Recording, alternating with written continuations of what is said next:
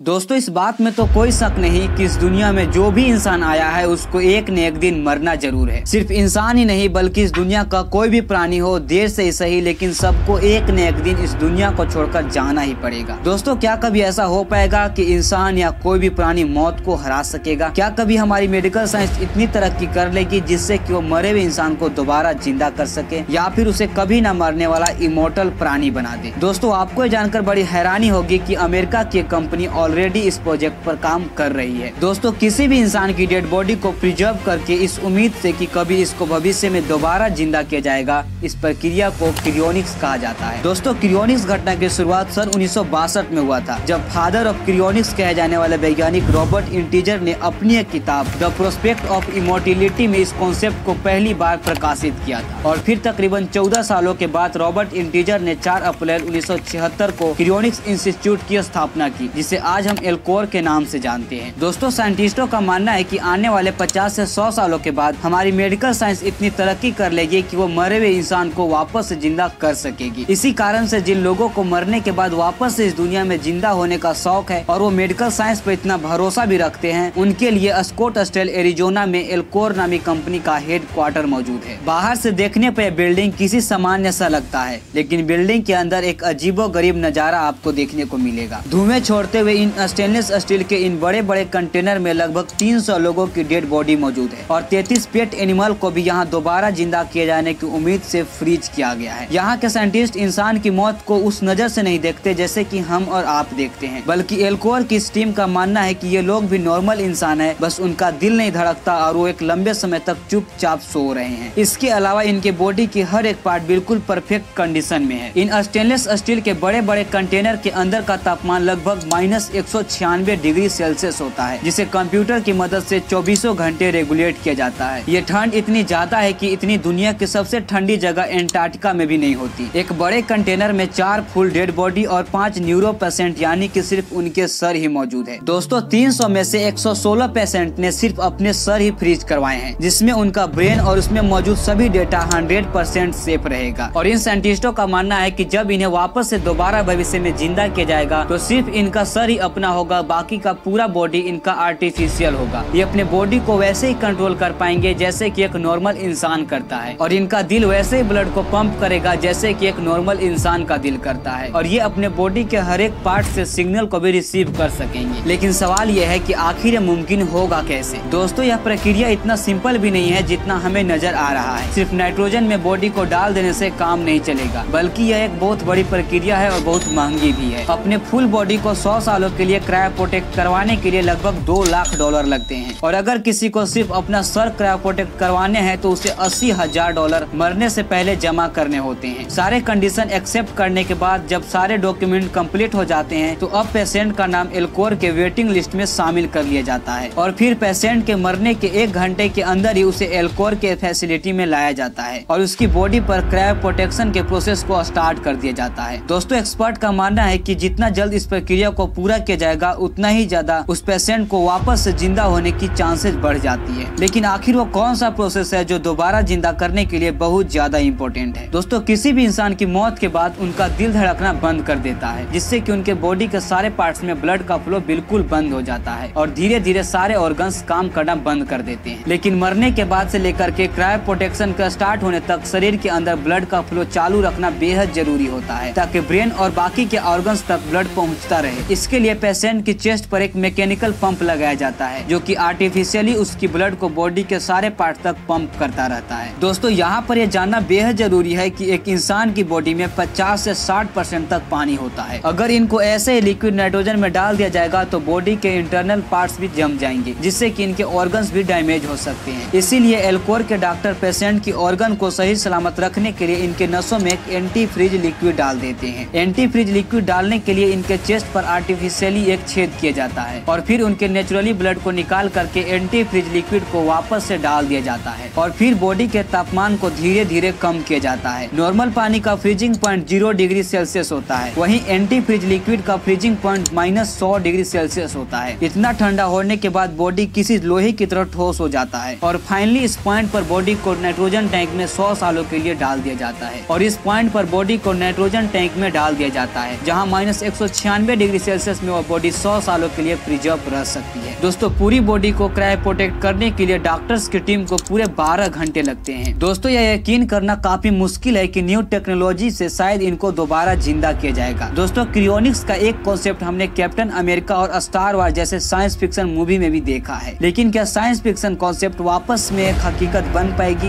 ये एक मिस्ट्री बनी हुई है। दोस्तों आपको क्या लगता है कमेंट में जरूर बताइएगा और ऐसी इंफॉर्मेटिव वीडियो के लिए चैनल को सब्सक्राइब जरूर कर दीजिएगा।